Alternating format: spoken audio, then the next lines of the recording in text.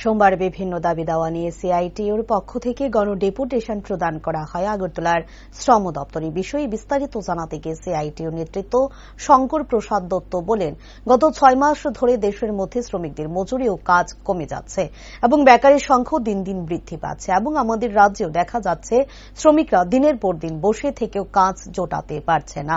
শুধুমাত্র বেকার সমস্যা নয়, শ্রমিকদের মজুরিও বৃদ্ধি পাচ্ছে না বর্তমান সরকারের আমলে।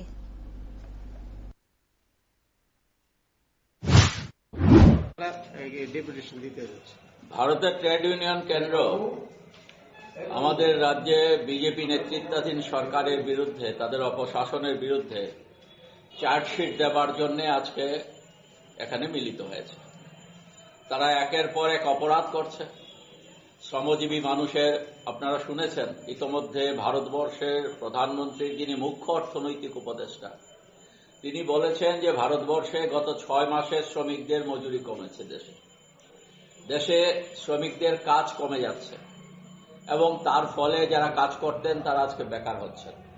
আমাদের ত্রিপুরা রাজ্য আমরা দেখছি, প্রতিটি বাজারে গেলে পর খুব পরিষ্কারভাবে দেখা যায় যে শ্রমিকরা বেলা 12টা-1টা পর্যন্ত সকাল থেকে বসে থাকলে পরও কাজ পাচ্ছেন না। বিভিন্ন জায়গায় নির্মাণ ক্ষেত্রে দেখা যাচ্ছে যে ইটভাট্টাগুলো বন্ধ হয়ে যাচ্ছে, কারণ সরকারি স্তরে কোনো কাজ নেই, কোনো উন্নয়নমূলক কাজ নেই।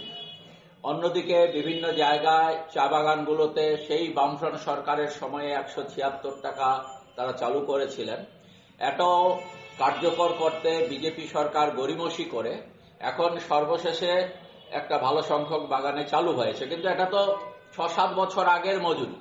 এই সময়ের মধ্যে আর মজুরি বাড়েনি। এমনি করে যদি আমরা দেখি, প্রতিটি ক্ষেত্রেই শ্রমজীবী মানুষের উপর যে বোঝা তারা চাপাচ্ছে, তারই বিরুদ্ধে এই সরকারকে চার্জশিট দেওয়ার জন্যই আজকে সিআইটিইউ এখানে জড়ো হয়েছে এবং সারা রাজ্যেই আমরা এ ধরনের কর্মসূচি গ্রহণ করছি।